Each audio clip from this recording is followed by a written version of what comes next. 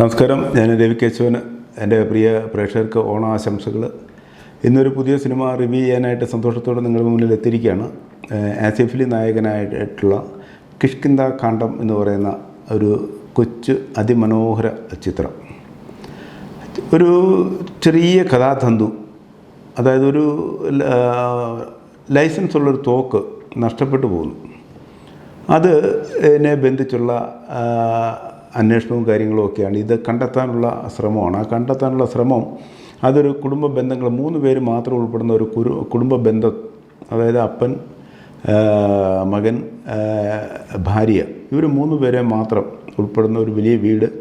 ആ വീട്ടിനുള്ളിൽ ഈ പറയുന്ന തോക്ക് നഷ്ടപ്പെട്ടു എന്ന സംഭവങ്ങൾ അത് ഇവരുടെ 3 പേരുടെയും ജീവിതത്തിനെ എങ്ങനെ അത് പിടിച്ചുലയ്ക്കുന്നു, അത് എന്തെല്ലാം പ്രതിസന്ധികളിലൂടെ അവരെ കൊണ്ടെത്തിക്കുന്നു എന്ന് പറയുന്ന അതിമനോഹരമായ സൂക്ഷ്മമായിട്ട് എഴുതിയ ഒരു നല്ല തിരക്കഥ. ആ തിരക്കഥ സംഭാഷണം ഉൾപ്പെടെ ആ തിരക്കഥയിൽ എഴുതി വച്ചിരിക്കുന്ന ഓരോ സീനിനെയും, വരച്ചു വച്ചിരിക്കുന്ന ഓരോ കഥാപാത്രങ്ങളെയും ചാരുതയോടുകൂടി ജീവൻ പകർന്ന് ആടാൻ വേണ്ടി 3 കഥാപാത്രങ്ങൾക്കും കഴിഞ്ഞിട്ടുണ്ട്. അതായത് അജയ് എന്ന് പറയുന്ന കഥാപാത്രത്തിനെ അവതരിപ്പിക്കുന്ന ആസിഫ് അലി, അദ്ദേഹത്തിൻ്റെ ഭാര്യയായ അപർണ, പിന്നെ നമ്മുടെ വൃദ്ധനായ 70 വയസ്സുകാരനെ അവതരിപ്പിക്കുന്ന നമ്മുടെ വിജയരാഘവൻ.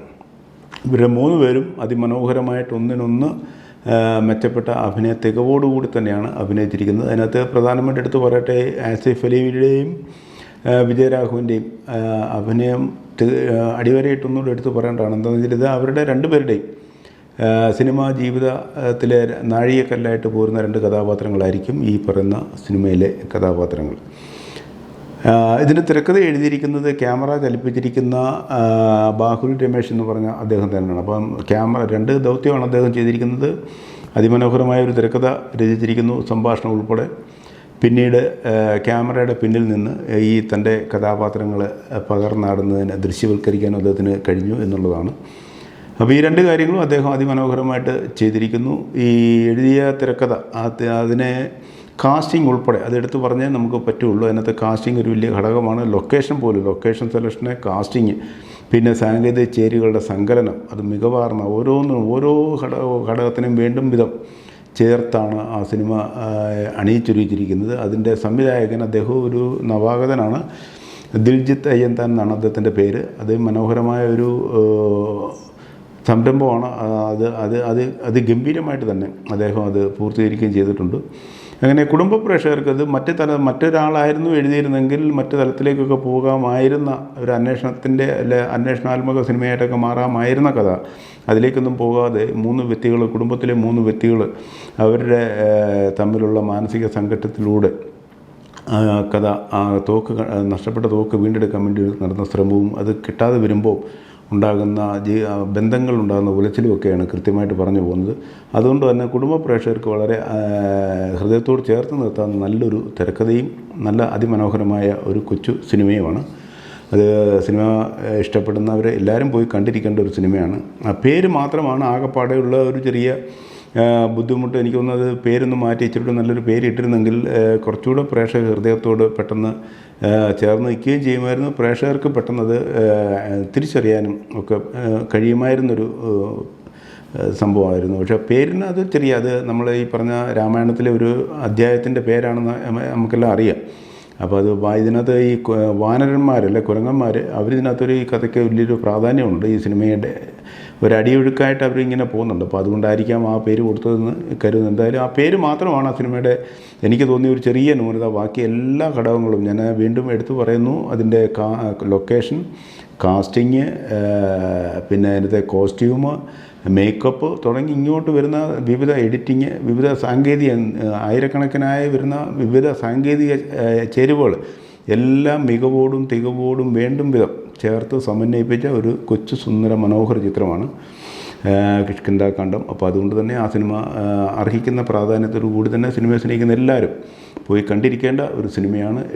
അടിവരയിട്ട് പറയുന്നു, ആസിഫ് അലിയുടെ സിനിമ അഭിനയ ജീവിതത്തിലെ ഒരു നാഴികക്കല്ലാണ് ആ കഥാപാത്രം. എനിക്ക് തോന്നുന്നു അതിനു മുമ്പ് ഇതുപോലെ എനിക്ക് എടുത്ത് പറയാൻ പറ്റുന്ന ഒരു കഥാപാത്രം അദ്ദേഹം അവതരിപ്പിച്ച റെഡ് വൈൻ എന്ന് പറയുന്ന സലീം ബാബുവിൻ്റെ ഒരു സിനിമയില്ല, ഒരു ചെറിയ കഥാപാത്രമായിരുന്നെങ്കിൽ അത് അതിമനോഹരമായിട്ട് അദ്ദേഹം അവതരിപ്പിച്ചു. അതിനെയൊക്കെ പിന്തള്ളിക്കൊണ്ട് ഉള്ള അഭിനയ പ്രകടനമാണ് ഇതിനകത്ത് കാണിക്കുന്നത്. അപ്പോൾ അതാണ് ആ സിനിമയുടെ സ്ക്രിപ്റ്റ്, അതിൻ്റെ ഡയറക്ഷൻ എന്ന് പറയുന്ന ആ രണ്ട് കാര്യങ്ങളെക്കുറിച്ചുള്ള എൻ്റെ ഒരു അഭിപ്രായം. പിന്നെ ഇതിൻ്റെ സാങ്കേതിക ചേരുവകൾ ഞാൻ പറഞ്ഞു. ക്യാമറ തിരക്കഥാകൃത്ത് തന്നെയാണ് ക്യാമറ ചലിപ്പിച്ചിരിക്കുന്നത്. ക്യാമറ എനിക്ക് തോന്നി കുറച്ചുകൂടെ ഒരു മികവും മിഴിവും ഒക്കെ വരുത്താമായിരുന്നു. കാര്യം അത് പറയുന്ന പ്രതലം എന്ന സിനിമ ലൊക്കേഷൻ എന്ന് പറയുന്നത് ഒരു ഫോറസ്റ്റ് ഏരിയയോട് വളരെ അടുത്ത് കിടക്കുന്ന ഒരു വനപ്രദേശമാണ്. അപ്പോൾ അങ്ങനെ ആ വനത്തിൻ്റെ കുറേ ചാരുതകളൊക്കെ നമുക്ക് എവിടെയെങ്കിലുമൊക്കെ കാണിക്കാമായിരുന്നു. അങ്ങനെ ഒരു സംഭവം ചെയ്തിട്ടില്ല. അല്ലെങ്കിൽ അത് മനഃപൂർവ്വമാണോ ഇല്ലെന്ന് അറിയില്ല. എന്തായാലും മറ്റ് സിനിമ പറയുന്ന വേണ്ടുന്ന വിധം എല്ലാ കാര്യങ്ങളും അദ്ദേഹം ചെയ്തിട്ടുണ്ട്. പക്ഷേ പറയുന്ന പ്രതലത്തിൻ്റെ ഒരു വശ്യത അതുകൂടി ഒപ്പിയെടുത്ത് അവിടെ ഇവിടെയൊക്കെ ആയിട്ട് പ്രേക്ഷക മുന്നിലേക്ക് എത്തിച്ചിരുന്നെങ്കിൽ അത് കണ്ണിന് കുറച്ചുകൂടി ഒരു ആനന്ദകരമായിരുന്നേനെ എന്നൊരു അഭിപ്രായം മാത്രമാണ് എനിക്കുള്ളത്. എഡിറ്റിംഗ് ഈ പറഞ്ഞ പോലെ സിനിമ ഒരു സസ്പെൻസാണ് എന്ന് നമുക്ക് പറയാം. പക്ഷേ സസ്പെൻസിൻ്റെ ഒരു സ്പീഡിൽ, ഒരു വേഗതയിലല്ല ആ സിനിമയുടെ സ്ക്രിപ്റ്റ് എഴുതിയിരിക്കുന്നതും അതിനെ ഡയറക്ടർ കൺസീവ് ചെയ്ത് എക്സിക്യൂട്ട് ചെയ്തിരിക്കുന്നതും ആ ഒരു സ്പീഡിലല്ല. അതുകൊണ്ട് തന്നെ ഈ പറഞ്ഞ വലിയ ചടുലതയാർന്ന ഫ്രെയിമുകളില്ലാത്തത് കൊണ്ട് തന്നെ എഡിറ്റിങ്ങിൻ്റെ ആ ഒരു മേഖല, എന്നാലും ബാക്കി കാര്യങ്ങളൊക്കെ എഡിറ്റിങ് വളരെ ആ സിനിമ അർഹിക്കുന്ന രീതിയിൽ തന്നെ അതിൻ്റെ സകല ഗൗരവവും ഉൾക്കൊണ്ടുകൊണ്ട് തന്നെ ഓരോ ഫ്രെയിമിനോട് ചേർന്നിരിക്കുന്ന രീതിയിൽ തന്നെയാണ് അത് എഡിറ്റിങ് ചെയ്തിരിക്കുന്നത്. അതിൻ്റെ എഡിറ്റിങ് ചെയ്തിരിക്കുന്നത് സൂരജാണ്.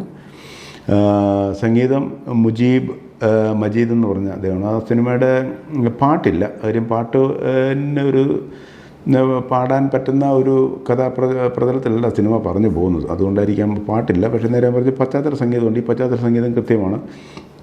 അത് നമ്മുടെ പ്രേക്ഷക ഹൃദയത്തോട് ചേർന്ന് നമ്മൾ കാണുന്ന ഓരോ ഫ്രെയിമുമായിട്ട് വളരെ ഇഴുകിച്ചേർന്ന് പോകുന്ന ശുദ്ധമായ സംഗീതമാണ്. അതിനകത്ത് ആവശ്യമില്ലാത്ത ശബ്ദങ്ങളോ ഘോഷങ്ങളോ അങ്ങനെയൊന്നുമില്ല. നേരെ മറിച്ച് ആ സിനിമയുടെ മൊത്തത്തിലൊരു ആ മൂഡിനെ ഉൾക്കൊണ്ടുകൊണ്ട് ആ സിനിമയോട് ചേർന്ന് നിൽക്കുന്ന അതിമനോഹരമായ പശ്ചാത്തല സംഗീതമാണ് മജീദ് എന്ന് പറയുന്ന സംഗീത സംവിധായകൻ അതിനകത്ത് നമ്മുടെ മുന്നിലേക്ക് ഒരുക്കി തന്നിരിക്കുന്നത്. പിന്നെ ഞാൻ പറഞ്ഞു മറ്റ് 3 കഥാപാത്രങ്ങളുള്ളൂ. അധികം വലിയ വേഷ സംവിധാനങ്ങളോ കാര്യങ്ങളോ ഒന്നുമില്ല. അതുകൊണ്ട് തന്നെ എല്ലാം സഹജമായിട്ടുള്ള അവരവരുടെ വേഷങ്ങളിലാണ് ഈ കഥാപാത്രങ്ങൾ പ്രേക്ഷക മുന്നിലേക്ക് എത്തുന്നത്. ഒരു വീടിനുള്ളിൽ സഹജമായിട്ട് നമ്മളൊക്കെ എന്താണ് ചെയ്തത് അതേ രീതിയിൽ. അപ്പോൾ അതുകൊണ്ട് തന്നെ വലിയ മേക്കപ്പോ വലിയ കോസ്റ്റ്യൂമിൻ്റെ ഒന്നും വലിയ പ്രാധാന്യമില്ല. എങ്കിലും ഉള്ള കാര്യങ്ങളൊക്കെ അവർ വൃത്തിയായിട്ട് അത് ചെയ്ത് ഒരുക്കി വെച്ചിട്ടുണ്ട്. അങ്ങനെ എല്ലാ രീതിയിലും പറയുമ്പോൾ ഒരു നല്ല കൊച്ചു സിനിമയാണ്, കണ്ടിരിക്കേണ്ട സിനിമയാണ്. അത് കണ്ടില്ല എങ്കിൽ നമ്മൾ സിനിമയെ സ്നേഹിക്കുന്ന ആൾക്കാരെ സംബന്ധിച്ച് അതൊരു വലിയ നഷ്ടമായിരിക്കും. അപ്പം തീർച്ചയായിട്ടും കാണണം. നല്ല ഒരു സിനിമ നമ്മുടെ മുന്നിലേക്ക് തന്ന ദിൽജിത്ത് അയ്യന്താൻ എന്ന് പറയുന്ന നവാഗത സംവിധായകൻ, അതിമനോഹരമായ ഒരു സ്ക്രിപ്റ്റ്, ക്യാമറയും ചലിപ്പിച്ച ബാഹുൽ രമേശ് എന്ന് പറയുന്ന തിരക്കഥാകൃത്ത്, ക്യാമറാമാൻ, പിന്നെ ഇതിൻ്റെ പിന്നിൽ പ്രവർത്തിച്ച അനവധിയായ എല്ലാ സാങ്കേതിക പ്രവർത്തകരോടും നന്ദി, സ്നേഹവും കടപ്പാടും അറിയിക്കുകയാണ്. അതിമനോഹരമായ ഒരു കൊച്ചു ചിത്രമാണ് കിഷ്കിന്ധാകാന്ഡം. എല്ലാവരും കണ്ടിരിക്കണം. നല്ലൊരു ചിത്രം.